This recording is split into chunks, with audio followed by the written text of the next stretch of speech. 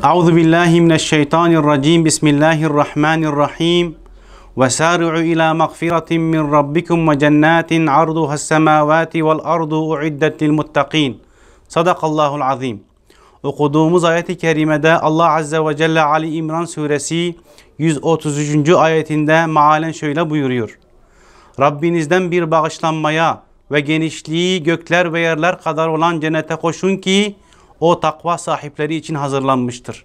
1000 aydan daha hayırlı Kadir gecesini içinde barındıran, başı rahmet, ortası mağfiret, sonu cehennemden kurtuluş olan Ramazan ayını bu yıl daha önceki Ramazanlardan farklı olarak biraz hüzünlü bir şekilde geride bırakıyoruz.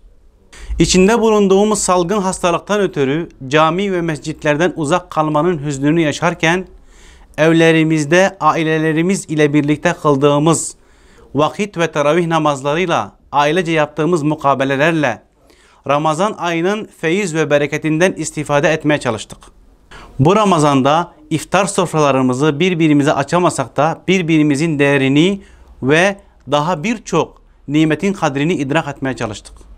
Çünkü biliyoruz ki insanlık alemi olarak Yüce Allah'ın kudreti karşısında aziyetimizi görmemizi sağlayacak bir imtihan yaşadık ve yaşamaktayız.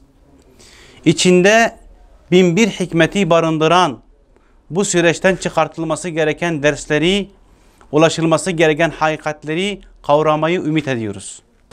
Bu imtihan içerisinde Rabbimizin affına mazhar olmayı umut ederek bir bayrama daha ulaştık. Bu bayram diğerleri gibi olmayacak.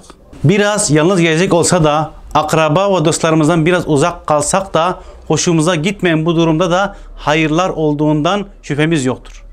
Bu vesileyle tüm İslam aleminin pazar günü idrak edeceğimiz mübarek Ramazan bayramını tebrik eder, bu rahmet ikliminin tüm insanlık için sağlık, hayır, huzur ve kurtuluşa vesile olmasını Yüce Allah'tan niyaz ederiz.